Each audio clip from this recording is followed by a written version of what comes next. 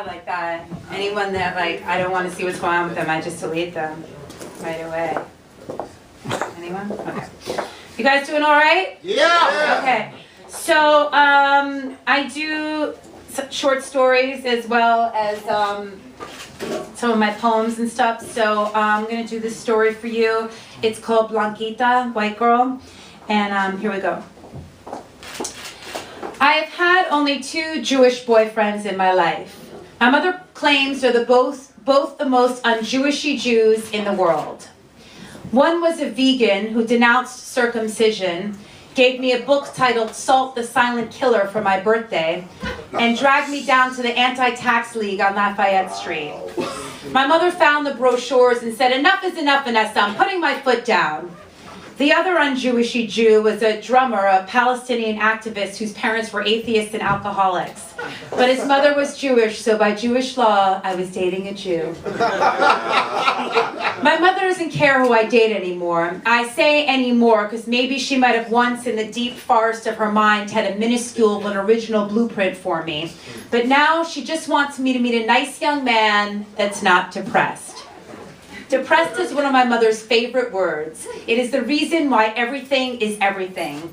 The books on our shelves growing up were When You Just Can't Get Out of Bed in the Morning, The Dance of Anger, and On Death and Dying. It's very Jewish, guys. Okay, so now she is anti-self-help books. This life change all happened when my mother started dating Patrick, an Irish Catholic from Connecticut. My grandmother did not talk to my mother for 1 whole month because of Patrick. My mother said, "I had my kids with a nice Jewish guy, and look what he turned out to be, huh? My grandmother said nothing. Then she cooked a full-course Syrian dinner for Patrick and only cursed under her breath once when he put ketchup on the sambusak, a fine Arabic pastry filled with kashkaval cheese that was now, as she growled, reduced to a French fry. I never spoke to my grandmother about dating outside my religion, outside my race, outside my age range, outside. Only once did she mention she thought marrying outside would be hard when you decided to have children. I guess she assumed that people who grew up with parents of the same race and religion grew up with no confusion, anxiety, or questioning of the world. Like me, a perfect example of someone who's completely secure and happy. That's a joke. As I said, my mother doesn't care who I date anymore. She just wants me to be happy. I could date a Muppet, and if that made me happy, she'd be happy. I told my mother I was happy when I met Frank, my first boyfriend in Hunter College. I met him on the bridge, the long walkway that connected the 2 main buildings and served as a hangout spot for ambitious lasses like me who were still cutting classes in college. Frank was Dominican, his full name Francisco, a name that always made me think of those explorers that you read about in the 3rd grade. He lived on Dykeman Street in a low-ceiling basement apartment where his dad was the super.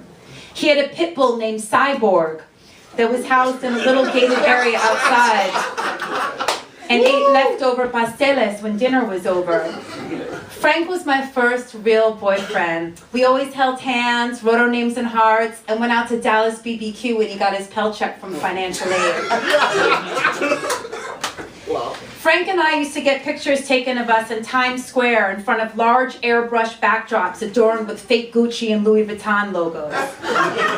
Frank posed gangster style, his arms draped around me while I clutched big stuffed animals. Frank was obsessed with giving me stuffed animals. He gave me stuffed animals for every holiday, every fight we made up from, every season change. They got bigger according to the importance of the occasion. For my birthday, I once got a bear the size of a small adolescent. There were stuffed animals he won from Great Adventure holding metallic balloons that said, "I love you." Stuffed animals with cards around the necks where he filled in the blanks. "Dear Shorty, I love you, Francisco." I gave him stuffed animals with suction cups that stuck to the rear of his car window. Frank had a car, which for a Manhattan girl was so fly, let alone a car with a Dominican flag, a pina colada air freshener, which made me gag, and a glossy bookmark with Jesus Christ on it dangling from the rearview mirror. I watched Mr. Jesus sway from side to side and wondered if he was watching me. if Mr. Jesus thought I was the enemy. Frank and I drove all over the Heights. We drove to Fort Tryon Park and made out in the car. We went to his boy Ernie's house with a bottle of Cisco and made out on the roof. We went up to the chimichurri truck and that sold, as Frank described them, Dominican hamburgers and lemonade. And we went shopping. But we didn't shop at regular stores. We shopped at apartamentos, apartments that sold clothing like bootleg CDs. Stolen? No, just detoured clothes. Gap, Polo, Nautica, Benetton, Coca-Cola, and Armani clothes for half the price of Macy's. On a lucky day, they might even have Timberland boots and Michael Jordan cologne. We sifted through hefty bags, pulling out baggy jeans and goose-down jackets. The fancier apartamentos had makeshift dressing rooms and racks. Merengue blaring, steam hissing. Frank wanted everything orange. Frank loved orange. I looked terrible in orange and anything in the orange family like mustard. I can sometimes get away with a creamsicle hue. One day, Frank tried to convince me to get an orange triple fat goose jacket that pulled in with elastic at the waist. I looked like a fat starburst. But Frank looked amazing in orange. He had that caramel complexion that looked good in every color of the rainbow. He would stand in the mirror and dance with his projected goods on. That was the only way he could tell if he liked something. He would make the guys, owners, whatever they were, turn off the merengue and put on his tape of hip-hop house from his Walkman, and he'd dance. The guys at the apartamento loved Frank. They'd set aside rugby shirts for him, and when he danced, they'd laugh and serve us coquito, Spanish eggnog in thick crystal glasses. One day, Frank stopped taking me to the apartamentos. He had some beef with this guy, Caesar, who said to stop bringing up the blanquitas, the white girls from downtown to the spot, because they didn't want any problems to get DK shut down. And Frank got so mad, he whipped a sweatshirt in Caesar's face and said, "You don't know shit about my girl, fuck you and your cheap-ass shop." So Frank never went back to Caesar's apartamento. He found a new one on Dykeman, but he never took me. I remember for weeks I bugged Frank. "You think Caesar thought I was going to tell someone? Like I was going to call the cops? Like I'd betray the apartamento mafia?" Frank didn't want to discuss it anymore. "Coño, why are you thinking about that shit? Stop thinking about that motherfucker before I get heated and crack that hick in his fucking mouth." But I couldn't stop thinking about Caesar. I felt so bad that he didn't see me as a loyal apartamento patron. I was a potential betrayer, a spy. I was a blanquita, and even being Frank's girl could not change that status. Frank's mother, Rosa, only spoke 3 English phrases. "Hi, Vanessa, thank you, and Frank no here." Every Saturday night, Rosa would sit on her yellow velour couch and watch this Spanish TV show I found oddly fascinating called Sábado Gigante. It was like nothing I'd ever witnessed before. It was hosted by a very colorful and apparently popular character named Don Francisco. A 4-hour variety show filled with skits, talent shows, game shows, interviews, and the most gorgeous women dancing in tight sequin clothing I'd ever seen. Like Saturday Night Live, Jerry Springer, The Price is Right, Star Search, Solid Gold, and Showtime at the Apollo all wrapped up in one. Where had this show been all my life? It was amazing. Sometimes when on Saturday nights Frank would leave me to go driving around with his boys, I would sit with Rosa and watch Sábado. Rosa would bring out plates of warm rice pudding while we played a virtual game of charades in an attempt to communicate. She seemed thrilled to have company. Apparently, for some crazy reason, no one else in the house enjoyed the show. Rosa really liked me. So much so that she gave me a gold crucifix on a delicate chain for Christmas. It came in a bright gold cardboard box. Rosa had slipped it on my chair while I was in the bathroom. But as soon as I pulled away the little cotton mattress that covered it, Frank was livid. "Mierda, mommy, she's a Jewish." They don't wear crosses, they wear, "Coño, what do your people wear?" I stammered, "Sometimes a Jewish star." "See, mommy, un Jewish star." Frank snatched the box and placed it on my rubber placemat.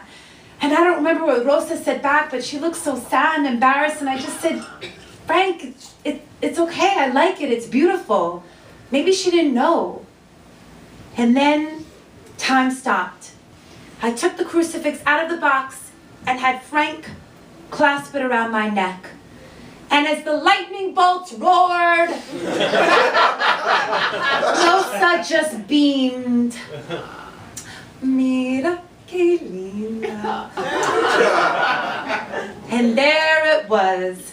A shiny crucifix dangling around the neck of was proudly bat mitzvahed at the Society for the Advancement of Judaism.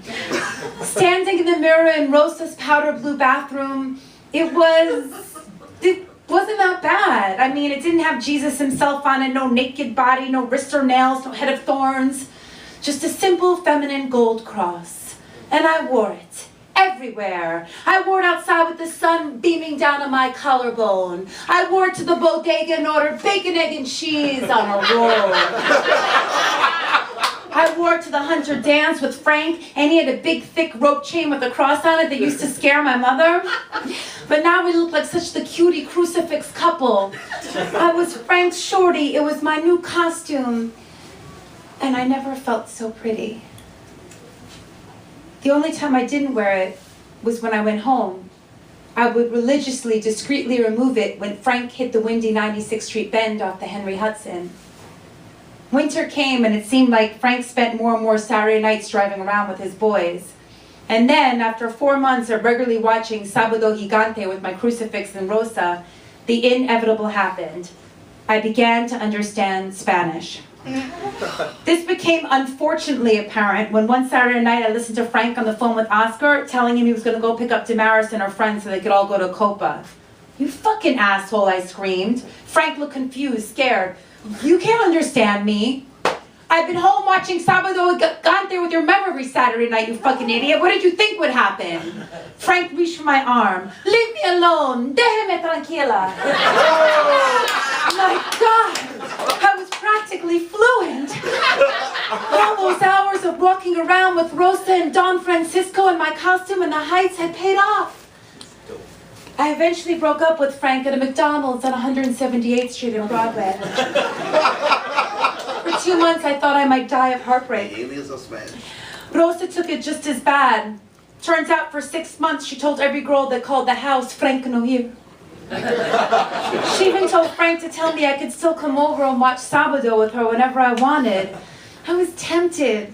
I missed Rosa's rice pudding and Don Francisco's booming voice. It wasn't the same watching it by myself on 88th Street. I took off my crucifix and put it in that private drawer every girl has, alongside condoms, cigarettes, and a naked picture of myself I had taken back from Frank.